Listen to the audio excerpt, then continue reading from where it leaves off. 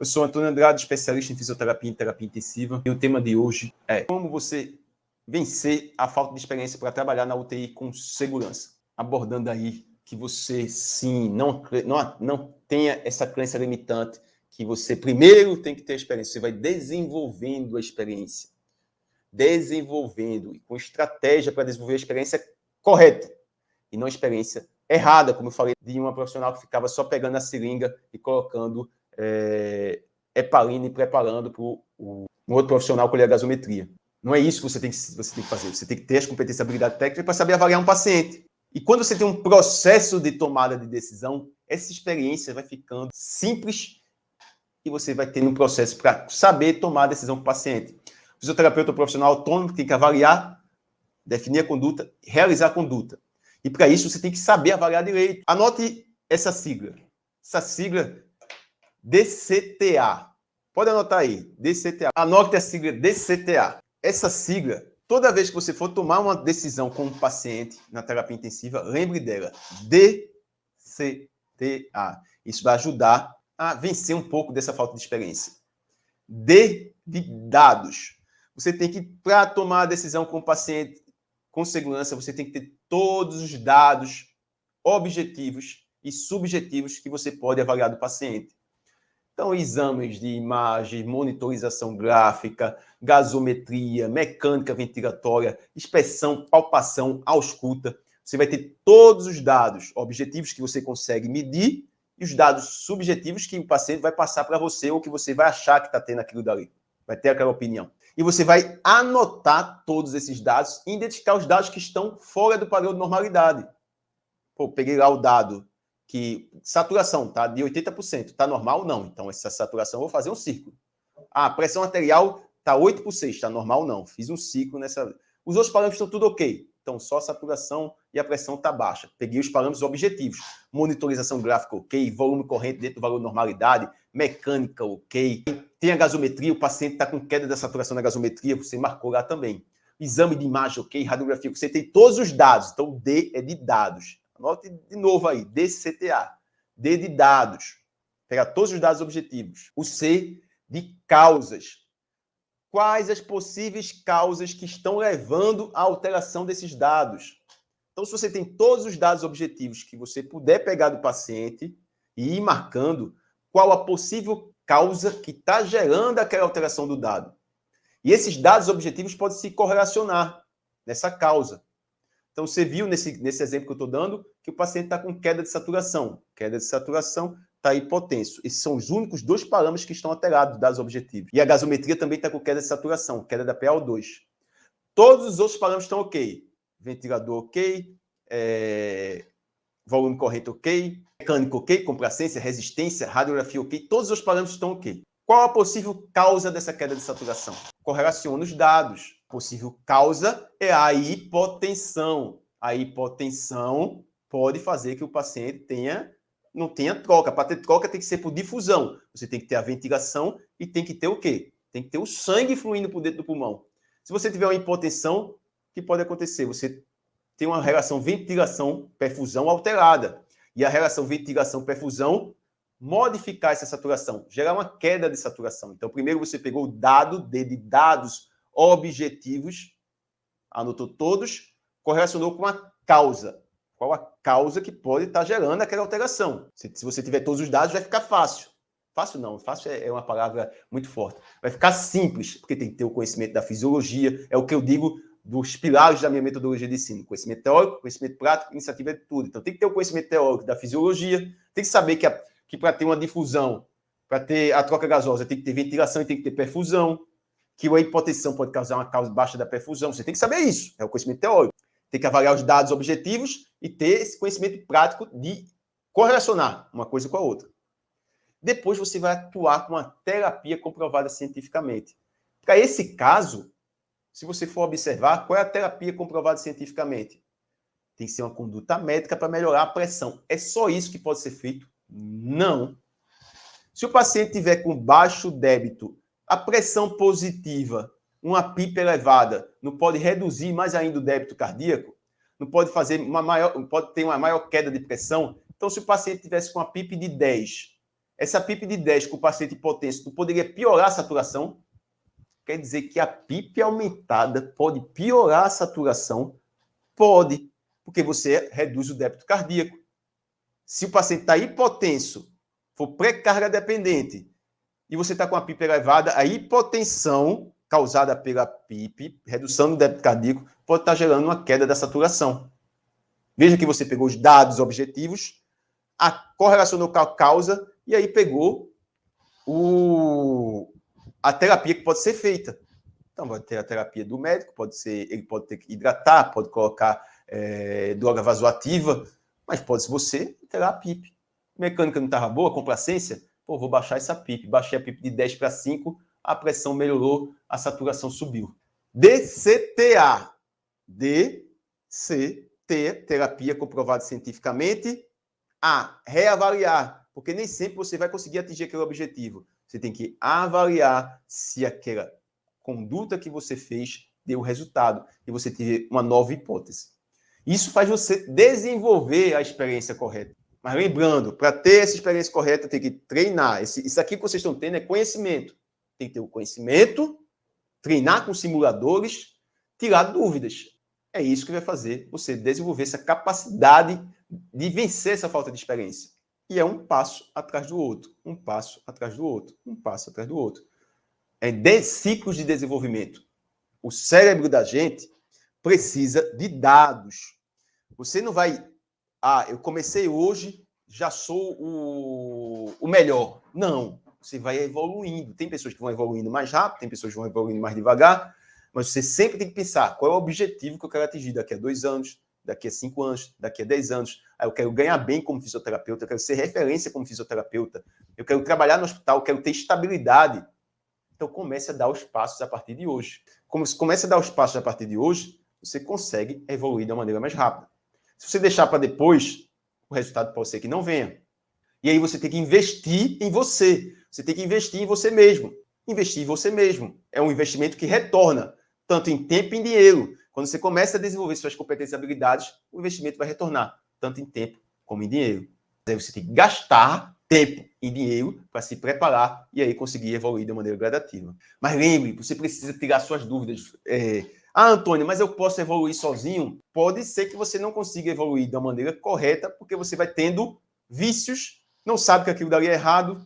Então, aquela pessoa que estava preparando as seringas para colher a gasometria, ela estava fazendo na maior boa vontade. Eu percebi, quando eu fui explicar para ela, que ela ficou olhando para mim assim, mas eu estou fazendo, porque se eu não preparar a seringa da gasometria, o médico não vai colher. Isso daí não é sua função. E você fazer sua função é muito mais importante do que você fazer outras funções. É muito mais importante. E você saber argumentar para dizer que é necessário ter o outro profissional colher a gasometria é muito mais importante do que você preparar a seringa. Antônio, mas eu tenho vergonha, eu não sei falar direito, eu não sei como posicionar com a equipe médica.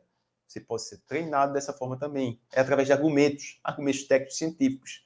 Se você chegasse para ele e dissesse, olha, esse paciente aqui do leito 5 está ventilando em PCV com delta de pressão de 20 centímetros de água, com a PIP de 8 centímetros de água, com FO2 de 60%, está apresentando queda de saturação, a complacência dele está em 30 ml por centímetro de água, uma resistência está em 20 centímetros de água por litro por segundo, ele está apresentando hiperexsufflação dinâmica com uma frequência respiratória de 20.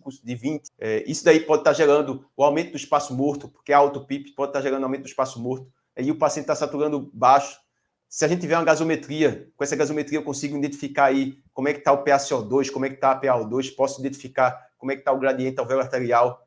O cara vai colher na hora. Agora, se você chega, eu criei uma gasometria daquilo dali, você não sabe nem por que você quer, a pessoa não tem confiança em você. Do mesmo jeito que você não quer que uma pessoa diga o que é que você tem que fazer, você também não tem que dizer o que é que a pessoa tem que fazer. Você tem que convencer, através de argumentos técnicos, que é necessário e que é mais benéfico para o paciente. Porque o fisioterapeuta fica com raiva quando o outro profissional diz para ele, esse paciente tem que ser estubado, você tem que fazer isso. Você não fica com raiva? Não, eu sei o que eu tenho que fazer, eu vou avaliar o paciente para definir a conduta. Eu fico. Por isso que eu sempre adianto, sempre estou à frente ali na discussão. Isso é uma coisa que eu passo para os meus alunos também.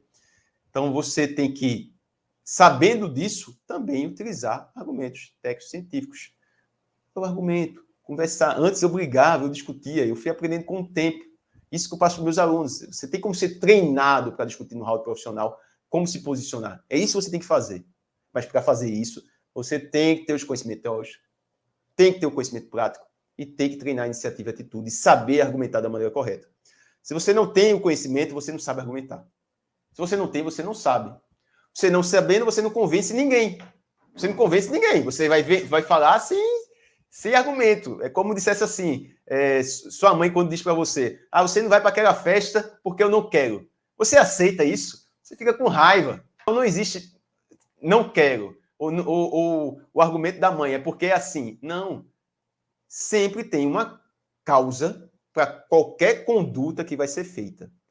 Não existe condutas repetidas e sempre tem uma causa para qualquer conduta que vai ser feita. Como eu falei aí, 4 letras, DCTA, dados, causas, terapias comprovadas e avaliação ou reavaliação contínua desses pacientes. Então, dados, objetivos subjetivos, causa que está correlacionando esses dados, terapia comprovada cientificamente e avaliar novamente o paciente. Por que eu não botei reavaliação? R. Porque a avaliação é contínua. Não é uma reavaliação que fez no momento ali. É avaliação contínua. DCTA, DCTA. Faça isso daí o tempo todo. Dados objetivos, correlacione com a causa, qual é a terapia comprovada para aquela causa e realiza. Você vai fazendo. E aí você vai tendo vários casos clínicos que se repetem e vai ficando mais fácil. E eu vou saber ter experiência para resolver todos os casos? Não. Sempre parece um caso que você nunca pegou. Mas se você aplicar esses processos que eu falo sempre aqui dentro dos meus conteúdos, que eu ensino para os meus alunos, se você aplicar dentro mesmo do caso que você nem conhece, ficar mais simples você tomar a decisão. Pô, encontrei um caso que eu nunca peguei, vou dar um passo para trás.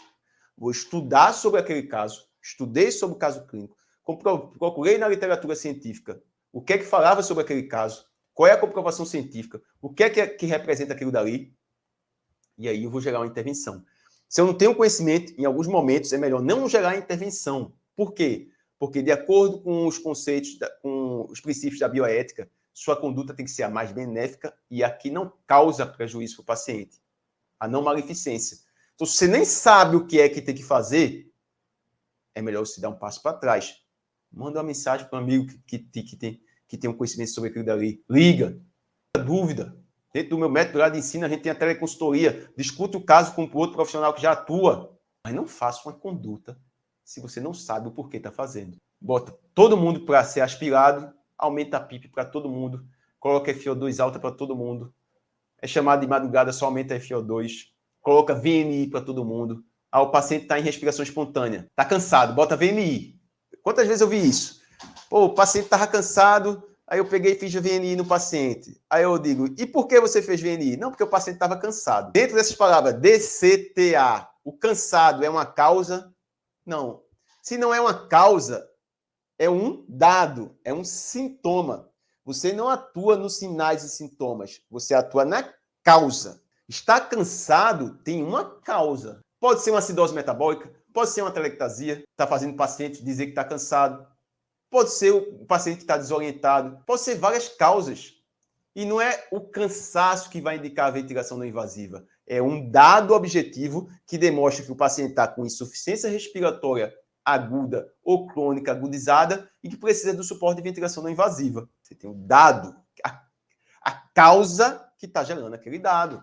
Atacar o dado, o sinal, o sintoma é simples, né? O paciente está com saturação, aumenta a FiO2. Aí deixa o paciente com FiO2 100%.